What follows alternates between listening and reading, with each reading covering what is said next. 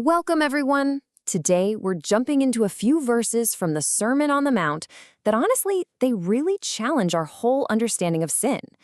Jesus takes one of the biggest, most serious laws, thou shalt not kill, and shows us that the root of murder doesn't start with an action, but with a feeling, anger. So let's start with this really provocative question, because it gets right to the heart of what we're talking about today. Jesus is about to connect the dots between a private feeling, anger simmering in your heart, and the public, horrifying crime of murder. And in doing so, he's going to challenge everyone's idea of what it means to be righteous. Okay, so Jesus starts on common ground. He references a law everybody listening would have known since they were kids, the sixth commandment.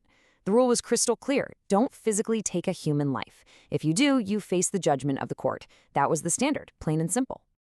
But right away, Jesus completely raises the bar.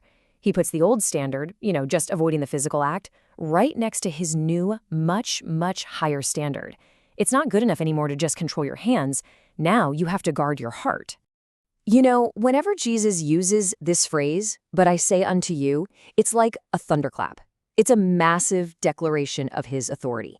He isn't getting rid of the old law. He's fulfilling it, showing everyone its true, deeper meaning. He's shifting the entire focus from just following external rules to a complete transformation on the inside. So here Jesus kind of maps out this progression, this escalation of sin. He shows how the seed of murder begins right in the heart. It starts with anger without a cause, and that alone makes you liable to the local court. But then it escalates to verbal contempt, calling someone Raka, which puts you in danger of the Sanhedrin, the highest court in the land. And finally, calling someone a fool, which is a total rejection of them, makes you liable to the ultimate judgment of hellfire. Let's just pause on that Aramaic word, raka, for a second.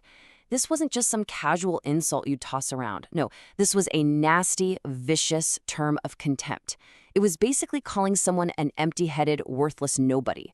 And in a culture that was built on honor and reputation, this was a direct assault on a person's dignity. It was a verbal weapon designed to destroy them. So what's the big takeaway here?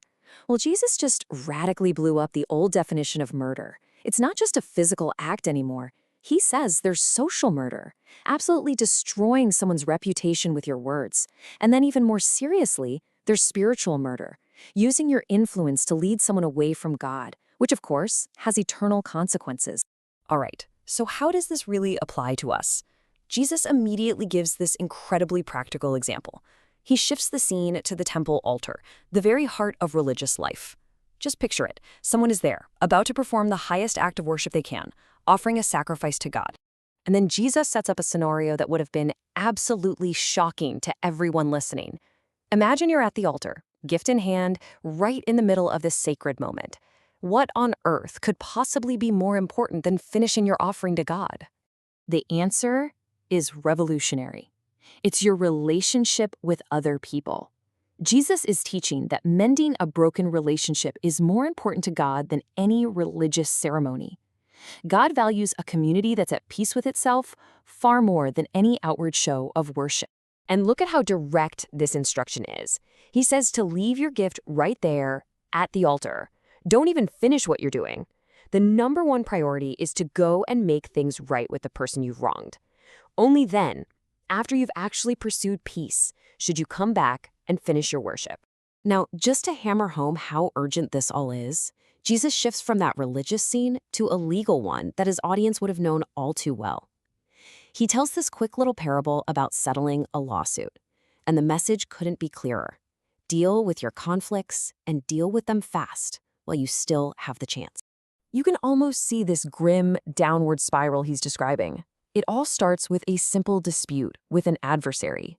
If you don't settle it, it goes before a judge. Then an officer comes to carry out the sentence. And where does it end? In prison. Jesus is showing that unforgiveness follows the exact same path, and it ultimately leads to a spiritual prison of our own making. And you have to understand, for the people listening, this wasn't just some abstract story. This was a terrifying, real-world possibility. Under Roman law, a creditor could absolutely have you arrested and thrown into a debtor's prison. And you would stay there, locked up, until that last coin was paid, usually by your desperate family members. So what is this uttermost farthing? Well, the Greek word is quadrantis. It was the smallest, most insignificant Roman coin there was. It was practically worthless. By using this term, Jesus is making a powerful point. The debt has to be paid in full, down to the very last, tiniest cent. Nothing gets excused. And here's the spiritual parallel that he's been building towards. Our sin creates a debt before God that is impossible for us to pay. We are all debtors facing that final judgment. The only way out of that prison is to have the debt paid for us, either through Christ's sacrifice on the cross or by facing that impossible price ourselves. And this is the final heavy warning of the passage. To refuse to reconcile, to refuse to forgive, well, that's choosing the prison. It means you are left to pay that entire debt yourself, a price so total, so absolute, that it can never actually be paid off. And that has eternal consequences. So what's the big takeaway from all this? Jesus is calling us away from a religion that's just about external actions. He's teaching that the kind of righteousness God is looking for isn't just about what we do or don't do. It's about the very state of our heart. It's about rooting out that anger and being quick to make things right. So as we finish up, the real question isn't just, what have I done? But maybe, what's going on inside my heart?